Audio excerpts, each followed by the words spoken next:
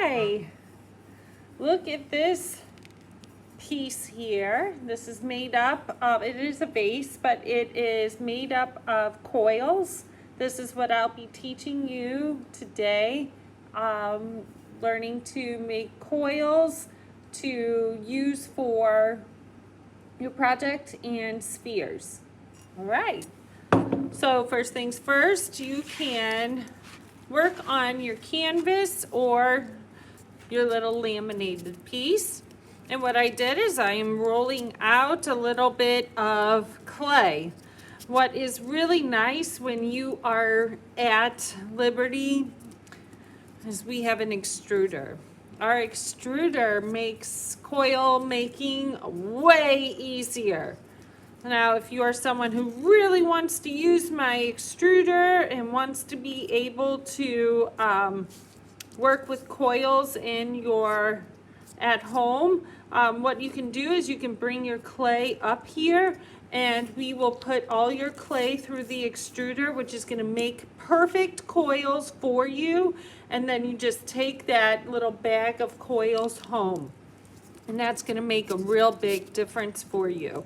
So for right now, what I want you guys to do is be able to kind of see how to get a nice coil for your project. So I'm just kind of rolling this out, and I'm going to make a coil spiral and then a coil sphere. So what I'm going to do in order for us to be able to make these stick together is, number one, you want to try to be real consistent. I went with about 1/4 of an inch in size, and then what I'm going to do is I'm going to score my clay a little bit, and then I'm going to roll it up. And if your clay is too dry, it's not going to roll easy. Uh-oh, there we go. So I'm going to cut that off, start again. I'm just going to smooth this out. Sometimes you might have to go in with a little bit of water to help your coils to stay together. So if you notice that very first coil, that very first spiral is probably going to be the most fussy about being falling apart. Okay. I'm going to go around and work on my canvas now.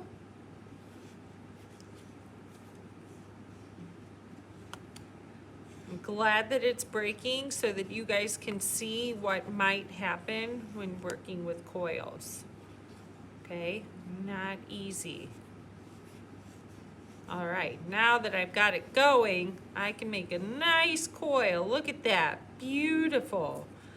Okay, so what you want to try to do when you're making your coils, you want to be consistent.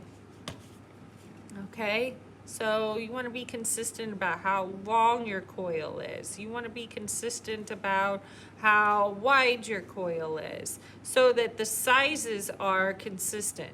So notice I'm going back and I have a little water on there and I am just smoothing it out.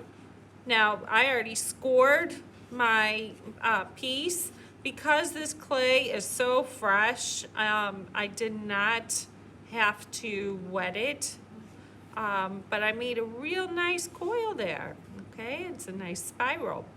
So now I need to take this and I'm going to kind of set it here in my bowl.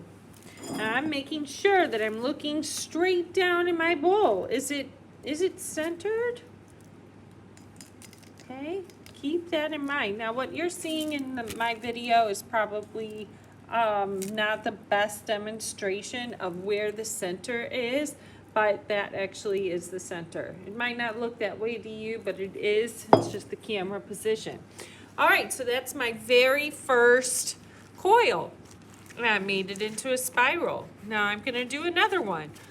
If you were at Liberty we will be using the extruder, as I've already mentioned. If you are at home and you start struggling with coils and you do not enjoy it at all and you get frustrated, then you just send me a message and come on up here and we'll put your clay through the extruder and it will make your coils for you. I can do that for you, okay?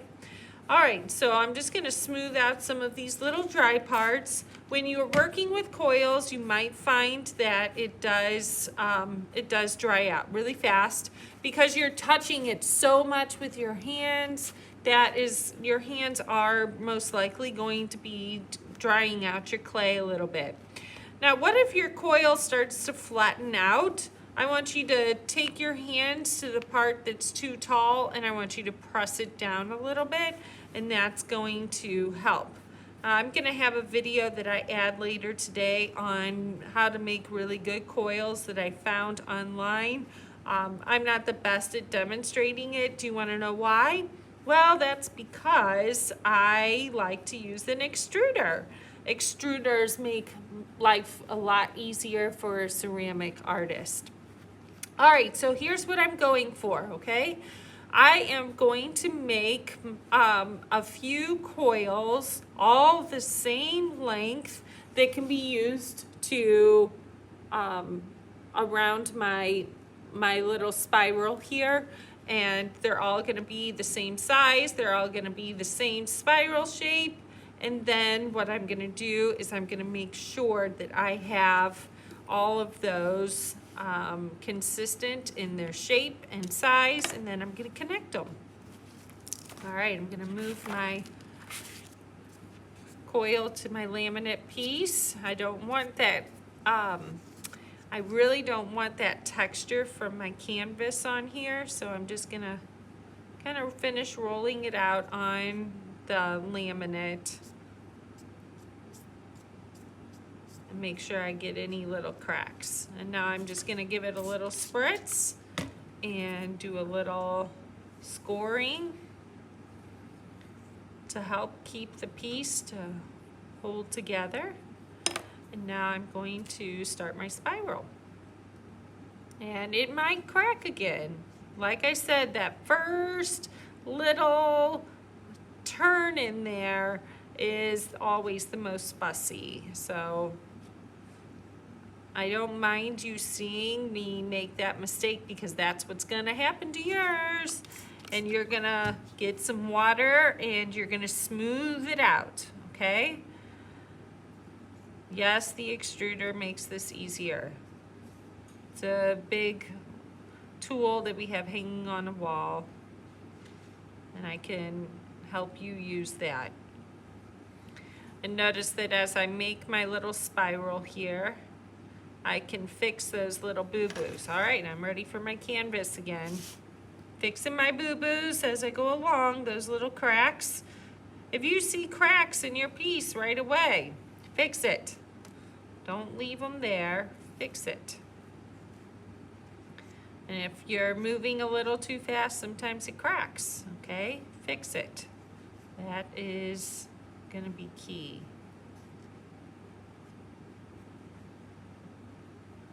Okay.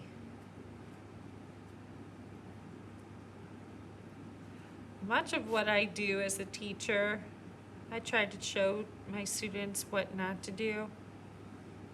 I'm going to show you what not to do here. All right, first I'm going to finish this little spiral. Now I'm going to smooth it out, make it nice and consistent. Okay, now I'm going to put it in my bowl so you guys can see. What is the problem here? Is there a problem? One is bigger than the other. If you're going to pick a design, you need to be consistent with your design.